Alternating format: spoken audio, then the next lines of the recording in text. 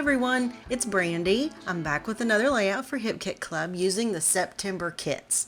And today I'm going to be using this adorable backpack cut file. I went ahead and backed it with a piece of paper from the cardstock kit. And I thought it would be neat to stitch around the edge of the cut file to make it look like the backpack was sewn together. And after that, I just layered the pieces together with some craft foam in between the layers to give it some dimension. And while I had my Cricut out, I went ahead and searched for a scalloped border in Design Space and cut out that piece of patterned paper.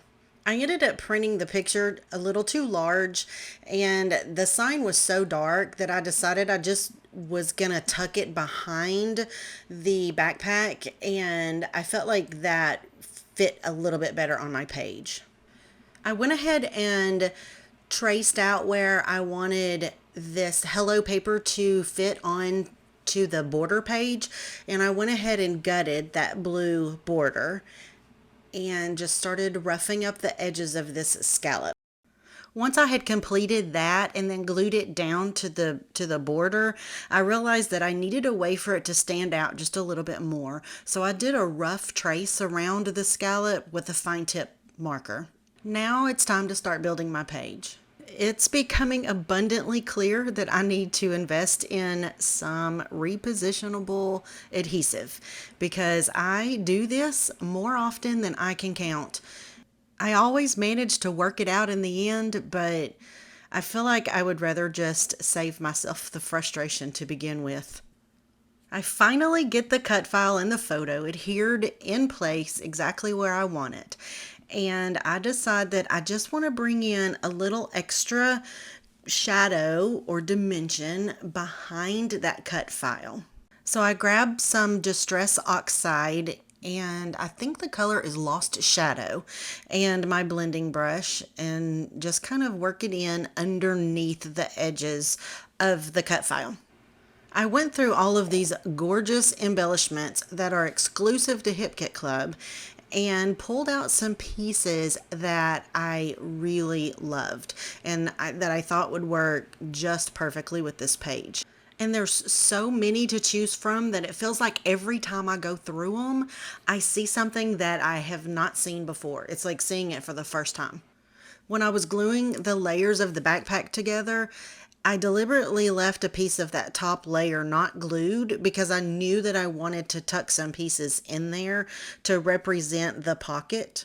And that idea came to me when I saw the blue numbered piece of vellum that's sticking out there. It's not actually a ruler, but it really does look like one when I've placed it on the layout like this.